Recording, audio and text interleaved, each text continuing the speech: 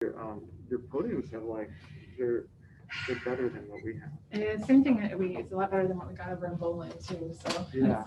Yeah, it's a little frustrating Real to deal. see like, things are so good over here. It's just a matter of time. I hope so.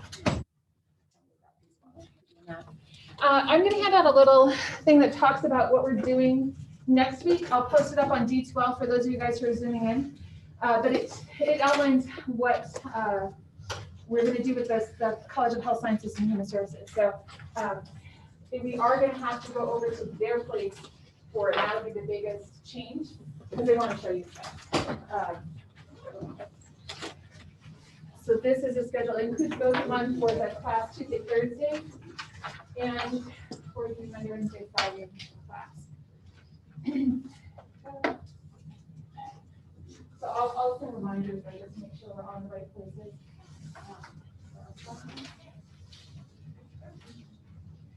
So you'll see that it's on Monday. We have a tour for our class. So Monday we will be taking a tour of Centennial and some of the facilities they have. On Wednesday, we're going to be in here talking about respiratory care and radiography. So those two areas. And then on Friday, we'll be hearing about dental hygiene. And then we'll also be here. So really the big changes on Monday. Yeah. What's the lobby of CE? Centennial. Oh, Centennial. Yeah, thanks for asking. Yeah. So Centennial will be meeting in for next Monday. I will send an email and I'll send you this digital copy as well, just so you have it in hand. And for those of you guys who are on virtually.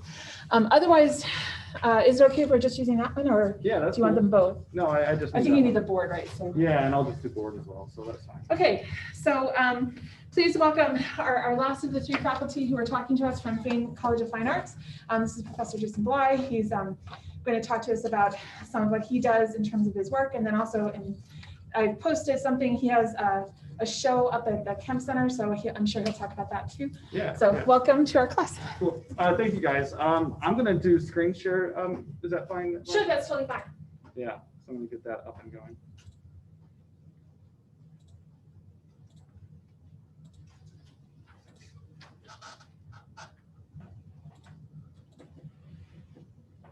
Big and minimize. I think that's good. Okay, so I'll start. What I'm going to ask of you is if you'd like to get out a piece of paper, you might want to have questions ready. You can feel free to take notes, but more importantly, we're going to be doing like a quick exercise towards the end. So after I go through my full talk, we're going to draw something as a group. So just kind of have that ready to go. And I should mention this, if you want to use iPad, that's fine. We're getting with the times. Okay, so my name is Jason Bly. I teach painting and drawing in the art department. And part of what we do is there's a lot of hands-on production that takes place, and that extends into my personal research. So I like to practice what I preach. And this is a painting of mine that is done with oil paint. It's a very slow drying paint. And what I am interested in is this idea of illusion that can happen in art and how it extends into facets of truth or lie or everything in between.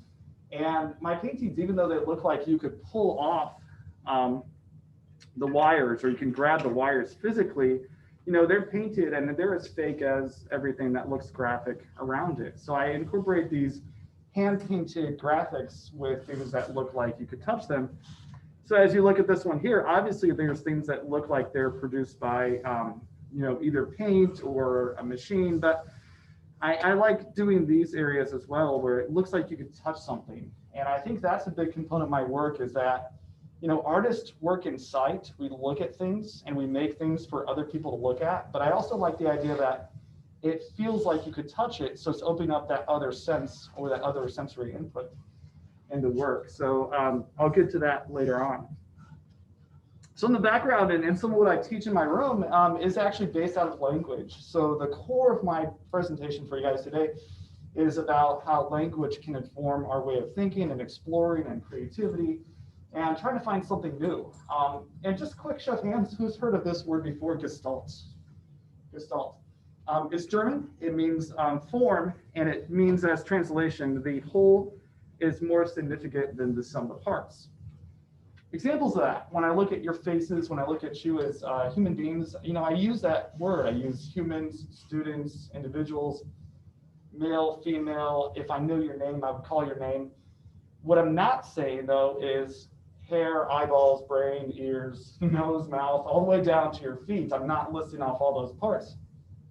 But those things are as important as the idea of like being human, right? But you're only human when those are all together and they're working in a perfect system. So this word of Gestalt is really tied to ideas of unity, harmony, togetherness. I've got a word up here, and this is a word that's very close to me in my family life, and it's one that I wake up next to. When you see that word, some of you probably have a recollection of your cat, or what that means to you in your own life. But think of what that means, that's going to be a very personalized or very subjective way of thinking about that subject. But the idea of cat is only one because those words or those letters fit together. And we have this more expansive system, I guess you could call it, that maybe there's a real cat. Maybe it's a drawing of a cat. Maybe it's a cartoon cat. If we were to jumble these letters up, what I find really engaging is cat is only what it is because they're in the order that they are as well, C-A-T. If you were to jumble them up, what other words do you get? And it would be like act or tact, or if you spell ACT as an acronym, it's the test you might be taking in high school. So there's this order of all these parts that have to fit together to make this idea. And there's these really complex systems, but what it gets down to is that as humans, we're really good at simplifying. And I think that's something I really try to strive for in my own work, is how can you take a big problem and kind of move it down to a bottleneck or simplification. And I encourage my students to do that, because when they draw a cat, I don't say draw a cat, I say here's some steps, or here's what you're looking for. And here's another example of Gestalt. It is both pencils, it's all these parts fitting together, but it's also a unified form. It forms a circle. So I think as we're doing research as artists, we think a lot about what is the core point? What are we aiming for? And maybe there's a focus of the piece. Maybe there's all these parts, but we also have to keep in mind what those parts are doing to each other. Yeah, so going into language and art, I think this is a really good image. Do we have any French speakers in the room? Kind of, sort of? Do you know what this means? Have you seen this before? I've not seen it before, but you can go back and impress your entire class now. So I'll tell you what it means. okay. So remember this. This painting is called The Treason of Images. It's by a surrealist artist, early 20th century, and they're kind of coming after World War I, and it's all this ideas of, what is life about and why are we doing this, and it's all this jumbled messages. So like Salvador Dali, surrealism. And so Magritte does this image of a pipe, but the words underneath say, this is not a pipe. Why would he say this is not a pipe? Because he's telling you the truth, but he's also telling you the lie at the same time. So what is it? Picture. It's a picture. It's a painting, right? So he's telling you that this is all an illusion that we're looking at. This is not a pipe. You can't use it. It's not functional. It's flat. It doesn't even exist in the 3D world. So in this way, he's telling us that the image is lying to us, but the words underneath are telling us the truth. And if we start to look at what do I look at and what do I think about, when I had this up on the screen, a lot of you immediately, even without thinking of doing that, you probably thought pipe painting or it's a pipe.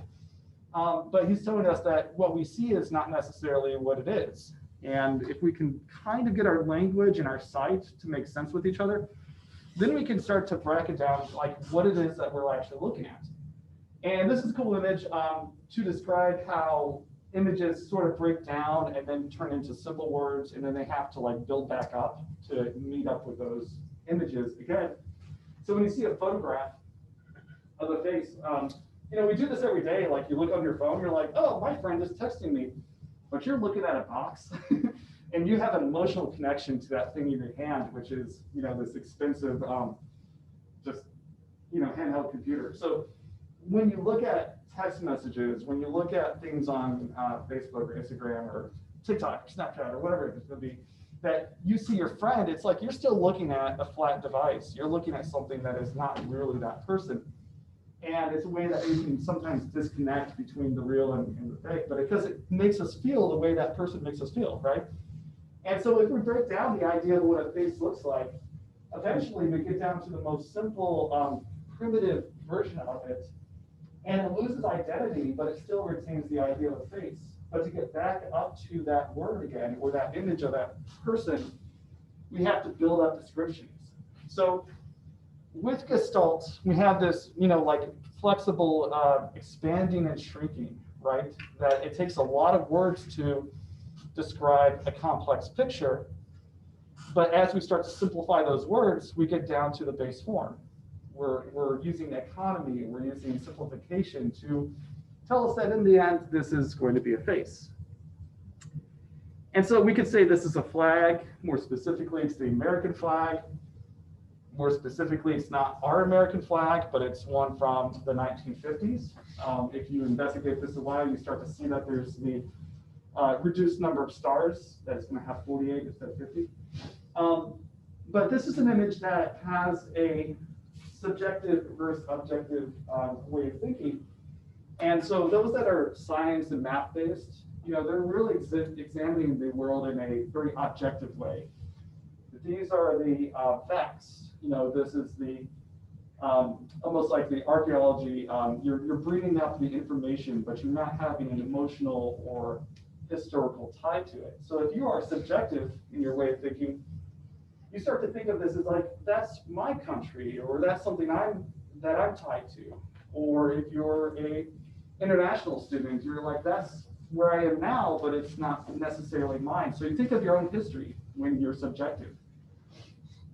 But if you're objective, we don't even have to see this as a flag, because as an artist, I could break it down into its red shapes, its white shapes, its blue shapes, its things that kind of look like stars, but in fact, they're not really stars. They're just pointy fragments of shapes as well.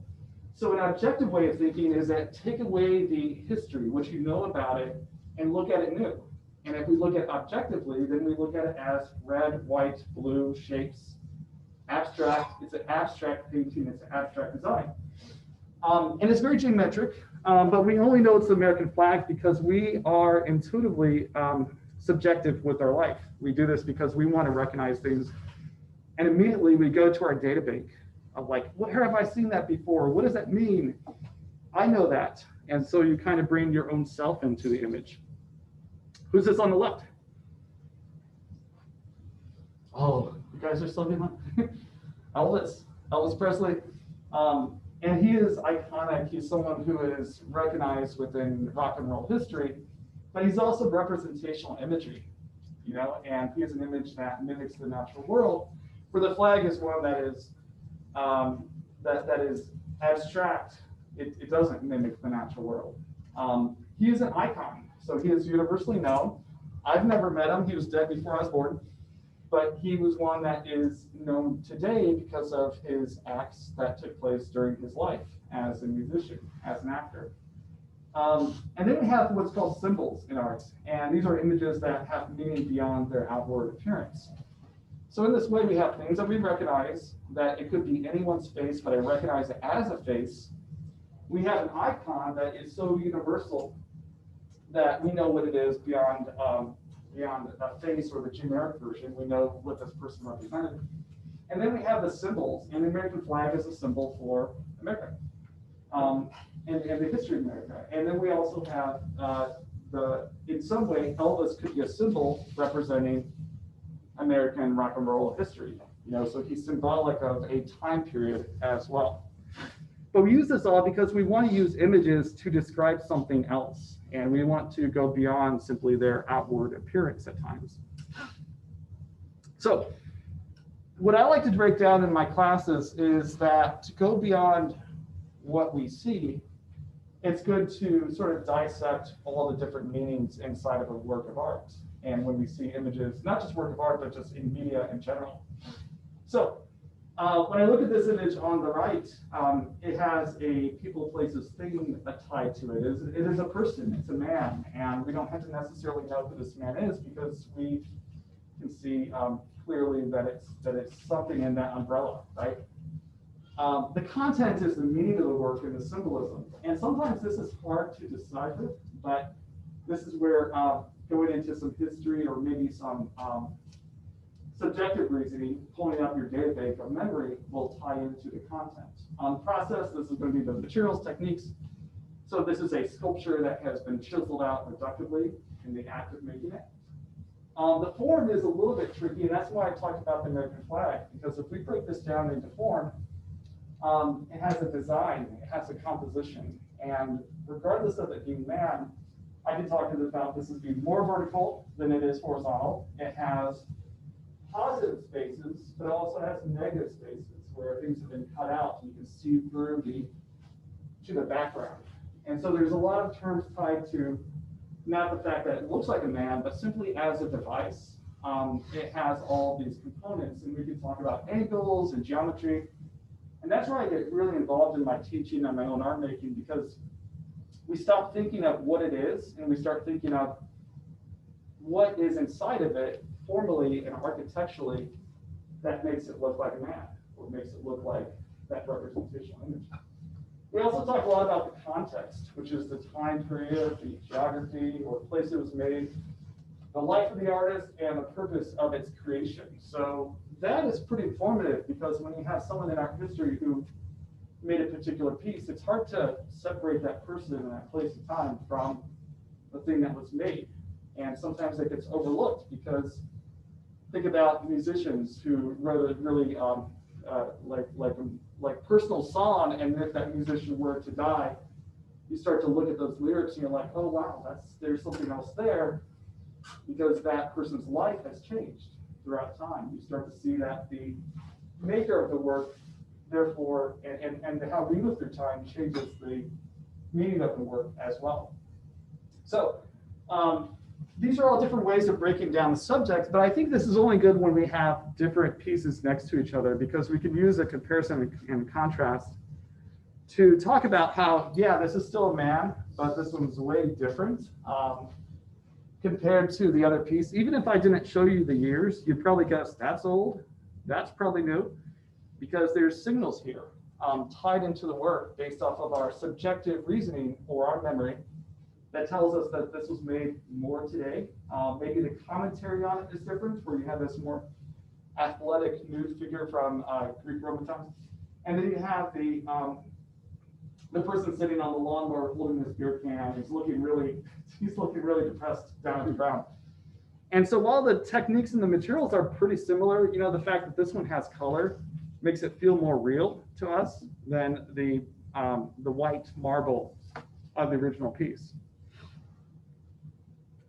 So I'm gonna break down how scientifically a lot of information comes in and then is outpoured into artwork. And this is something that it happens so quickly that we don't even have time to think about it happening, because it's like, I was looking this up recently. I think it was 120 flashes of images can go into your eye in 1 second. So if you play video games and you look at like your frame rate on computer games, it'd be like there's 60 frames per second or 120. And I think we're able to reach 140 before things become a blur. So the fact that we see light and these flashes of light are so quick and we're able to understand them in our mind is that we don't even have time to think about when we look at it. But this is how that process happens. First, we have reception. And so light comes into my eye, and then we have extraction. Information is edited between the retina and the visual cortex. So we have photosynthesis or photosensitive cells inside of our eyes, which are going to be the rods and cones, all surrounding the back of the eye, but the cones are going to be isolated near the fovea, near the back of the eye. So how we see is that this is coming in, and then we process information, and then we have the understanding of it, or the edited information is processed by the mind.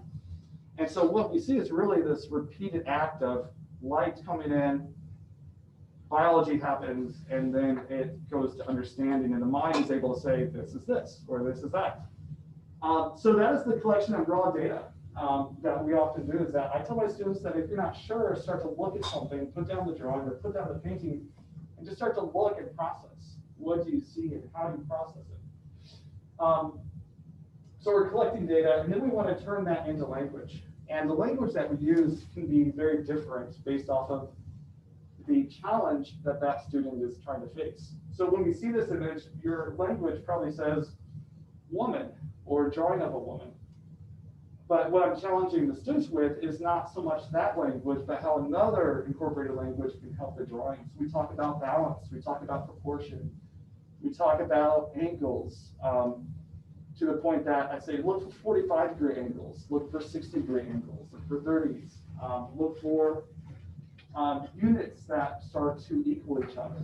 So they're going to hold out their pencil or their dowel rod, and they're doing this. They're going to say that your head equals your body in the back because you're closer and you're further away. So we're looking at things in relation to each other. And so in a way, we're simplified because we're not talking about the head. We're not talking about the body. We're talking about placements or units. And as we go through, we talk about visual output, about how to get that on the page, and then we do it again and again. So this is the early stage of that particular drawing. And the first 2 lines I tell students to put down is make a tick mark for the head, make a tick mark for the foot, make sure that the size is good, and then draw the balance line down from the head down to the foot. And we talk about why that balance line is something that's something that we always naturally feel. And then we look for what's called the envelope, or the overall package in which that figure can fit. We also talk about proportions. So I say measure the head. And in that way, we talk about the head as being maybe something that all the students can see, but how many heads tall. And so we're using the body as a ruler, basically. And so we're not drawing the body, we're not drawing the head, we're just putting down these circles and we're putting down these straight lines.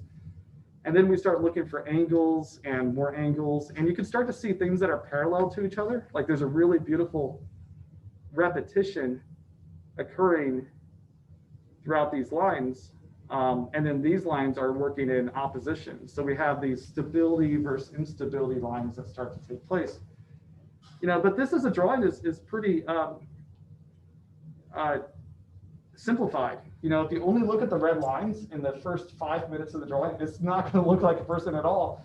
And in fact, there might be some students who try to add in a nose, or they try to add in fingers. And I said, don't do it yet, wait. And so we have this drawing and we start to touch it. And then we talk about shadows and how there might be soft shadows, hard shadows. We work on the background, but we're processing information from general to specific. And I think that's the main point, is that we start to look at the whole, and then we get down to the small bits that make up that whole. So this is towards the finishing of that particular piece. But I think, as you can see, the first couple of marks that they're putting down are, in fact, some of the most important, because you can shade something, but if the head is too big or out of whack, it's not going to look correct. Okay, so there's this term I talk about and use in my own work, and I think it's it's just really interesting to me, is the idea of trompe l'oeil. And trompe l'oeil is to fool the eye. And what it means is the fact that if we do these steps, we can start to tap into that subconscious where the language changes. It's no longer a painting, but it feels like a sculpture. And it sort of moves over into something that it's not. So we have the idea of illusion. And I'll return back to that, but also happening in my own research is this idea of history. What I like about art is I can examine many different things because I'm making art, but my research is really about American history, 1950s, 60s, and beyond, science fiction, and how that ties into it. But a lot of my reading of that began about 6 years ago for the current series is really about this, and how after World War II, there was a lot of fear about where the world was going and how would you survive a nuclear blast. And you had all these images where, oh, you see a big bomb coming your way, lay on the ground or cover your face or wear light clothing and that you'll be fine. And then in children's classrooms, you had images such as this where there might be drills taking place. And for my age, I was kind of on the tail end of it. Where there was still that fear, but maybe the practice was subsided. But you still get it in cartoons from time to time that these characters on cartoons became analogs for the fear of Russia or the fear of nuclear war. And so I do paintings that are kind of based out of those icons or those colors, but I like to also make them very playful and disarmed because I like having colors that feel like energetic and bright. And other times I have images inside of these that feel like they're objects taken from history, but they're very carefully painted.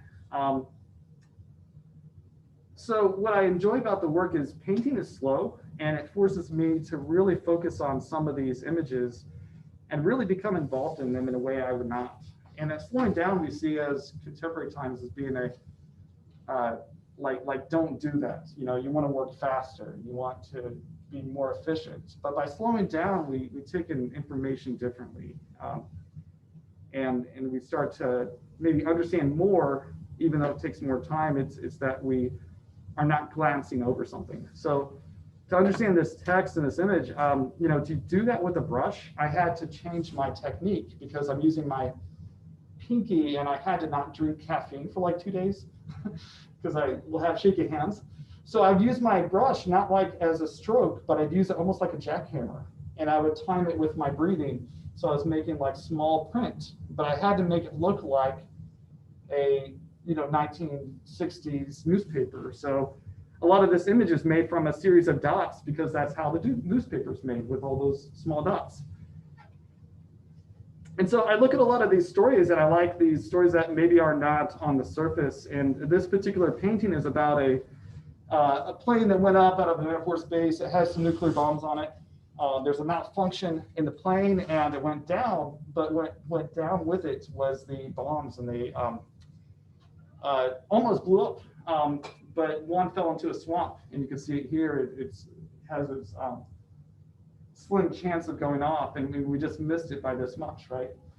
And so I think about this world where what if that would have happened in the eastern coastline, and what would have changed now, and what would that look like? So I kind of do these abstract areas, but I also like doing things that involve toys, because that's, as children, that's how we understand those things. And that's something that I came to know. Like when I think of a bomb, it's like I think about myself playing with these toys when I'm 5. But on the other end, we have these really hopeful messages coming from the 60s and 50s about living on the moon and having flying cars, and these cities that can hold, these buildings that can hold 100,000 people. So this is the Empire State Building, but this is an image of an arcology, which is also like an enclosed city building. So we're supposed to have all this by now, but we don't. And I start to think of like what happened. And somewhere we're in between the nuclear devastation and the fear, and in between this George Jetson utopia that would have otherwise happened. And so this painting is using a lot of, a lot of math or precision to find out those calculations of the dots using Fibonacci sequence and golden mean. And the way that I break down the layout of the painting from top to bottom is kind of based around use of halves, thirds, quarters, visual landmarks that I find to be fairly interesting, such as echoing the symmetry down the piece with the use of these overlapping circles, for example. So there's a lot of drawing and a lot of I work sometimes on my iPad or Photoshop, or I use calculation tools in order to find that. But this just so happens mimics like a sunflower at the same time as mimicking something that's feeling like it's deep in space. And this painting again is referencing that very hopeful vision about the future, where we would have these buildings that we'd all live in. Entire Wichita Falls would be inside of one structure. And inside that structure, you would have everything. You would have shopping, you would have education, you would have business or commerce, you'd have health, and you'd have domestic life. And as you go from floor to floor, imagining like going downstairs here, it's like you could do your shopping and then you go back up to your house, but you never leave because it's a protective shell for that huge population, these arcologies. And then furthermore, it'd be like self-run. So like the wind power and the plants that would run inside, all the you know, everything had a meaning for something else, and nothing was lost, no lost energy. And we don't have that. But what I think is interesting is we kind of have a version of it because this guy named Jeff decided to make Amazon, and we thought it'd be a cool idea, like everything can be sent to your home. All you have to do is type and pay him money, and all of a sudden you get books, you get food, you get clothing, and everything's available if you can touch a keyboard the right way. And I thought that was like, that's a version of this world where you don't have to now leave your house, which we're now kind of experiencing in the inverted model. So I kind of mentioned before these influences, and as I poke around, you can see that there's a lot of this coming from my childhood, a lot of it coming from movies and film that happened at the same time period, and then also video games. And so there's this serious part of what I did, but there's also kind of like the energy that I felt when I was a kid that, how can I keep that going in my adult life? And it doesn't mean that I'm still going to be playing Pac-Man, but it's that remembrance of how did I feel when I touched that arcade, and the curiosity that I had about why is that thing moving on the screen when I touch this? It's like the joystick. And I wanted to figure it out, and I started to like ask my parents, like, can we get inside those things and can we look at how it works? And I thought a lot about, you know, touch and sight. And the fact that I could touch something and it moves on the screen was really fascinating to me, that even though this had been around before I was born, it's one that was still in its infancy, you know, and now we've kind of like become in tune with that being part of our everyday lives. But at any rate, it's that these memories that I had as a kid, and also the research that I did later on, beyond being a kid, informs a lot of the work that I do in the painting. So as you look at these images, they kind of feel like they're real places or real things, but they're really hodgepodge, that part of this gun existed and part of these, but they never really happen in the same place at the same time. So there's a lot of inventiveness that takes place with the work. And even though this one is not a comic book, the layout is very much a comic book, that you have these separate panels, and there's this character here that's a different panel, and something that's taking place here where we have these modules. And I started to think about, what if the layout is inspired by comic books and some of the imagery inspired by classical paintings? And Doubting Thomas in the Bible, he's the one who, when he saw Christ come back, he's like, oh, you're not really him, and this is fake. So he had to touch the wound to believe something. And I thought that was a really interesting idea about how this painting might look dimensional, but you find the truth by touching it. You find out that it's as flat as your desk, you know? And sometimes it's that tapping into another sense beyond our sight can be one that can be a helpful investigation.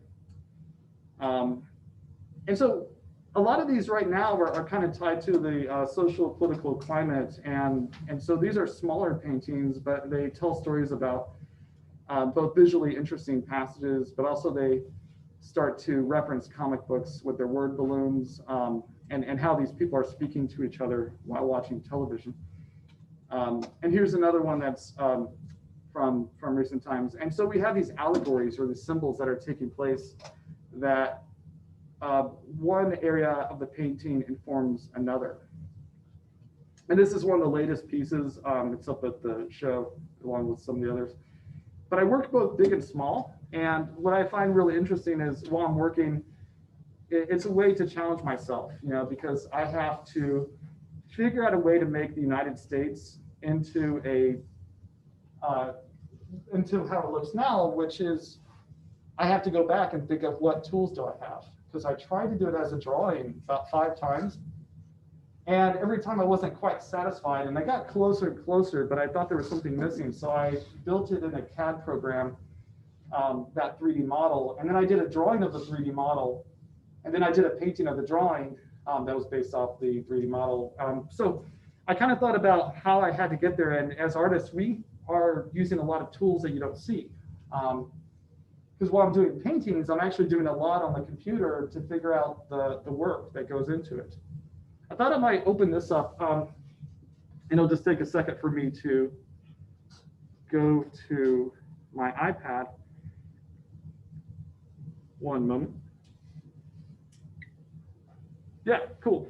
So up on the screen, this is just a version of what I start to do while I work. But as you can see, I take a picture of it while I'm in the studio. And I do this when the paint is wet because I'm like, I can't do anything else to it. So I might as well do some other work, research. And so this one is near finish. But what I've yet to do is some of the shadow work. And so I'm drawing that on, and I'm using my iPad pencil, and I'm kind of doing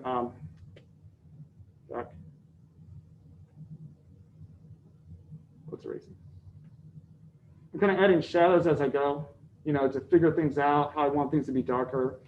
And then I'll sort of go through, clean them up, and I find a place where eventually they all make sense together. But then I start to add other things on top. So I think a lot about layers in my work, and I use separate layers as I'm building from foreground to background. But this is such a painting that, I started with the red background and it's over everything, the red to yellow. And then I added the cloth on, I added the cast eye, and then I added the mat down below. But the keys and the open doors and the tape and the strings and the design that's behind here, that was used with a vinyl cutter, all that's added later, and I have about 75 layers in my paintings, because if I do this all at once, it's not going to have the color I want. It's not going to look the way I hope.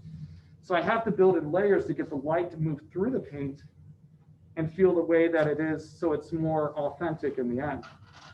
So while I work, I think a lot about how in a particular piece, let me go back to my regular image. Yes. I need to think pragmatically, and I think in steps. So similar to a chess player, I'll look at my painting and be like, okay, 4 steps away from now, I want this. But to get there, I need to do A, B, and C. And that's a bit of how I work. And again, a lot of language informs that. So it's not just thinking of adding stuff, but where is it? And geometrically, how does it start to collide together, and lines of sight and all like that. So I think that's the last image that I have, but I wanted to show an installation shot from an earlier show. And this is where you would physically go in and touch the console to turn on the lights of the painting. So it's actually like a kind of a dark room, but one where by touching these buttons, you'd be able to turn on the lights for individual works. And my interest in this is to act on the paintings like you would a web browser. You could turn on many images at once. You could change the channel. You could work with your friends. But it was given a choice about which paintings they wanted to see at individual times. At the same time, I wanted this to feel like something from Star Trek. So like a 1960s Star Trek, not the new ones. But it had like this kind of weird sci-fi tube going up to the ceiling and stuff. So that's a bit of what I do. I thought it'd be cool to do a quick exercise. So if I can go back to non-scoocher. We got the room back. I'm going to do some work right here, and what I'm asking is, as I'm doing this, you're going to follow along, but I want to disarm that idea of what it means to make something with our hands. And so you're going to have your paper vertical. Don't feel like you need to rotate it. Have it vertical like this. So your paper, don't draw this out, but your paper is going to be like so, and I'm just going to draw inside of that paper like it's my paper, okay? And so the first thing I want to do is I want to draw a medium-sized square somewhere near the top, and that's going to look a bit like that. So just go ahead and lay down a square. You might double check it to make sure it's actually a square.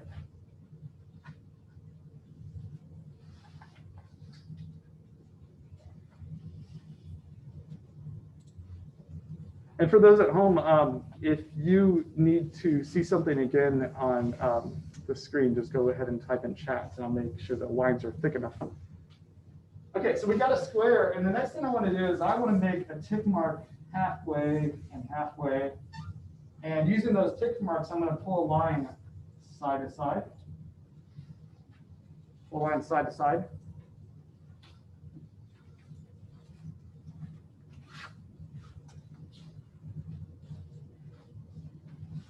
And this is where we're going to start touching the paper with our hands. So we're going to use our hands as a ruler from time to time. And it doesn't need to be full exact. We're just trying this out.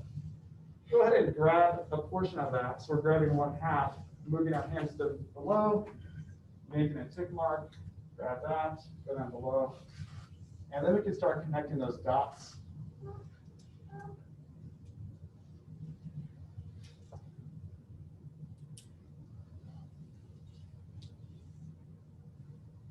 So on your paper, you should have a rectangle that is formed from a square, and then you're taking that and then you're adding this on to make something that's a little bit longer. Go ahead and add that in.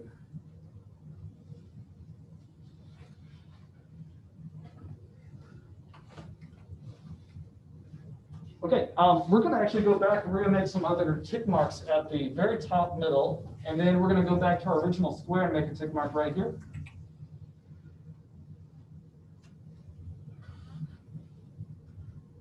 And this is where things get a little bit fun, because I don't want you to draw slow and precise. I want you to kind of whirl around. And what we're aiming for is what would be on a clock, 12, 9, 3, and 6. So we're looking at a clock, but we're going to go circle and build a clock, kind of like that. And go whirl around a few times, try to get as exact as you can. So you can see mine, it's going to take a few tries to get. That's fine. And there we go. So get what feels like a circle. If you want to darken up the lines, you can, the ones that are correct.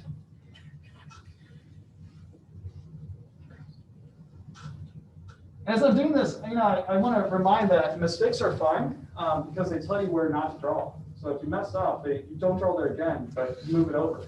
So mistakes are the most helpful thing. Okay, we're going to do something to this, and we're going to pull a line straight down, and it's going to hit the middle of the bottom as well as what we're aiming for. So it's going to look kind of like a weird compass is what it starts looking like. I also think about pizza when I'm doing this a lot, cutting out pizza so it's even. Here we go. All right. This is where the measurements, and you might want to write down some numbers to help you. These are 1/3. So let's write down 1/3, 1/3. So we have 1/3 marks traveling up and down.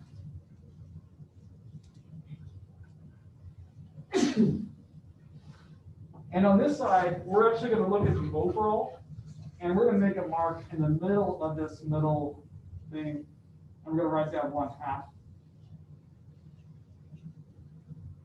So we've got a mark that's traveling right here. And we want to pull that all the way across side to side. So this 1/2 mark is going to travel kind of like that. So we've got 1/3, 1/3, 1/3. And then we've got 1/2. And 1/2. If you want to use your hands, you can use your hands. It's pretty helpful. Okay, I'm going to make a mark, and what I'm going to do is this middle line right here, we're going to do something with it. We're going to draw like these 1, 2, 3, 4, 5. We want those to be like five beans on the line. So draw like these 5 beans. Going side to side.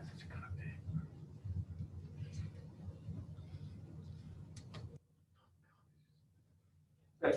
Can anybody tell me what we have so far? What it is that we're making? Guesses. I'm going to have you do this, and I know we're not touching our face as much these days, but we're going to get the idea of it. So touch your eyes or near your eyes. Make a mark using your fingers as a ruler, and go between your eyes. So like I'm doing now. And then we're going to our other eye, and then we're going again. 1, 2, 3, 4, 5. So this is a head. We're drawing a head. It doesn't look like a head at all. Did I hear a gasp? Yeah. So I'm going to make some other marks, and I'm not going to use numbers. I'm going to write down that this is where the eyes are going to go. This is the zygomatic bone. The cheekbone is the line here. This is the brow bone. And the brow bone, feel your top of your head is going to be this ridge that it's not the eyebrow, but you can feel where it's flat and then it kind of protrudes out. And if you make your eyes really surprised, that's where the eyebrow is going to go up, extend to. This line is the nose, nose. And then we've got the other stuff. This is going to be the mandible below.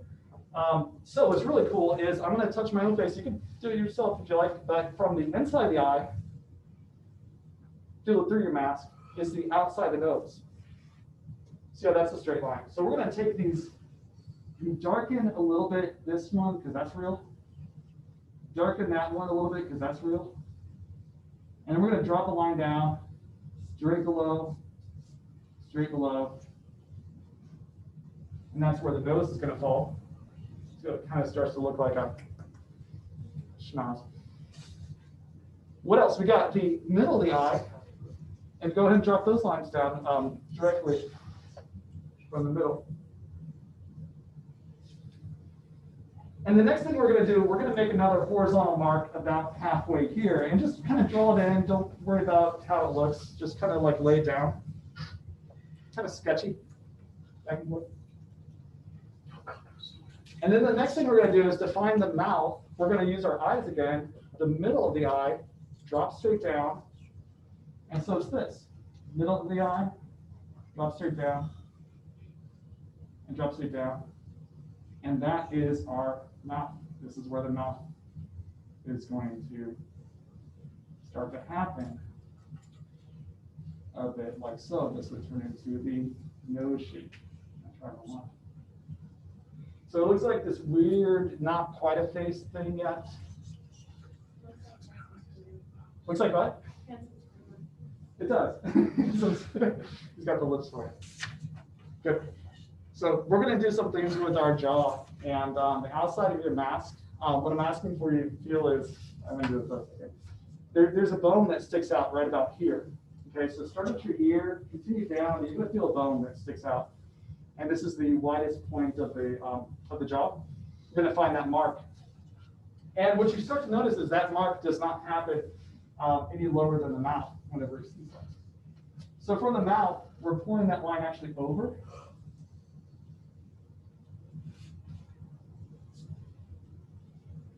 And so a slight incline, you might think about that as falling under our first eye and our fifth eye.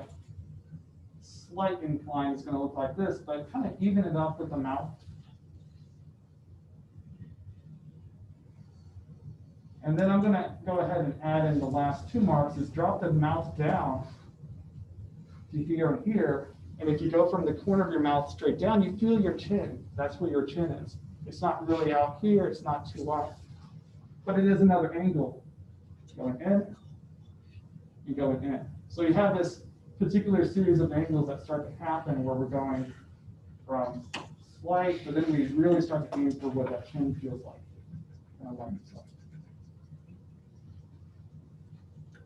So this is where the idea of the mouth is happening, face, the proportions. And then it's just a matter of cleaning up. We would start to darken lines, line things up, erase, added features. But if you imagine it as this being the sort of the eye cavity, wrapping around, you got the ears are going to hang out here. What's great about the ears, for those that wear glasses, think of glasses, you start at your above your eyes, like the top part of your eyes, and then you go back, and that's your ears. That's why glasses are made the way they're made. But somebody had the great idea to use like some kind of geometric line happening right around the face to match up the brow to the ear, and then we got nose to ear. Try that as well. So try nose, go around, that's your ear. So the bottom of the ear is going to be the bottom of the nose. So what's really cool about this is it's just layout. That's a lot of what we do is we think about layout and we try to get proportions and then we study those, but we're looking at real life to understand how we're not looking at a head, we're looking at measurements, proportions, angles, the whole bit. I think that's time for us, so we can close things off. But in lieu of questions, I wanted to put this out there that you can obviously email me if you have any thoughts. My name is on the card. Feel free to grab one as you're squirting down your hands. And so that'll be here. Well, this will be the show card. It's a way to remember what I do. My name's on it. And again, I teach in the art department. So if you want to do first name, last name at MSU, Texas, that's the best way to get a hold of me. And I wanted to thank you all today. And I enjoyed your, held up your faces. Let's see your faces. Let me see. Yeah, there we go. You got it going. Nice, nice. So try that more at home if you like. And go speak German and French. Okay, other? Thank you very much. Well, thank you guys. That's really good.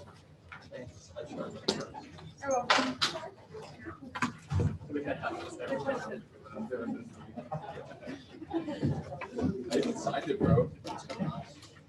Wait, do you usually sign it at the bottom though? Should I sign it? Yeah. I'll sign it. I signed mine too, so. Yeah. I like that. I like that. Get it. I'm gonna keep this. Yeah, just train.